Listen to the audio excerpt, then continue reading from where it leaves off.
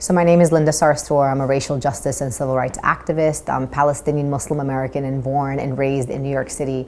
I'm the executive director at the Arab American Association of New York, and I'm also the co-founder of the first Muslim online organizing platform called empowerchange.org.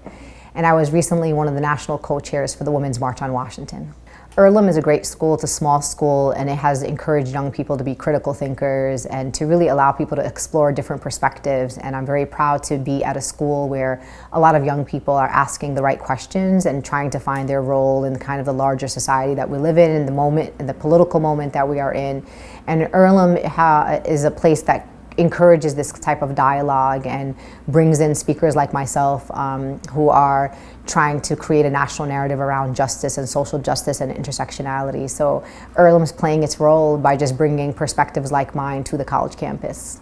I think oftentimes, whether they be student or just ordinary people in local communities, they always think of, what is it that I can do? What kind of capabilities do I have, or the capacity that I have? But even making sure that our college campuses are safe for all people, Black people, Latinos, women, Muslims, trans people, LGBTQIA, creating those safe sanctuaries is something that we are responsible for in the very local communities that we're a part of, including on our college campus or in our local community. So I think it's important that we understand that we could do that on a local level, protecting people on our college campuses, standing up against hate crimes, standing up against anyone who perpetrates stereotypes or misinformation about any group of people.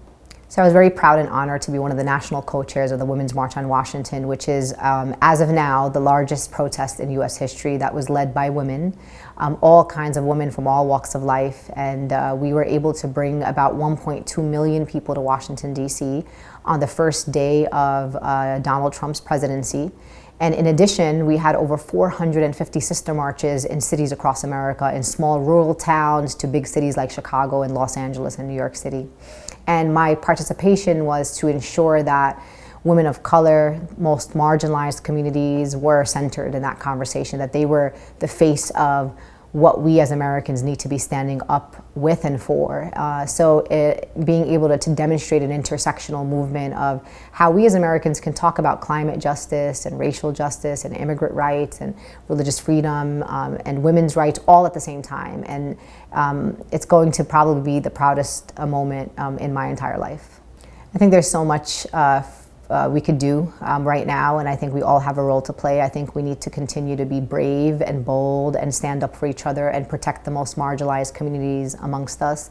We need to start engaging politically and understanding the importance of our vote, particularly on the local level, that all politics is local. We have focused too much on national politics, on presidential politics, but what really matters is who your local state legislator is, who your member of the city council or alderman is. So I'm hoping that moving forward we will continue mass voter registration, mass voter engagement, and hopefully in 2018 we will create a new spring of people who actually represent our values and principles.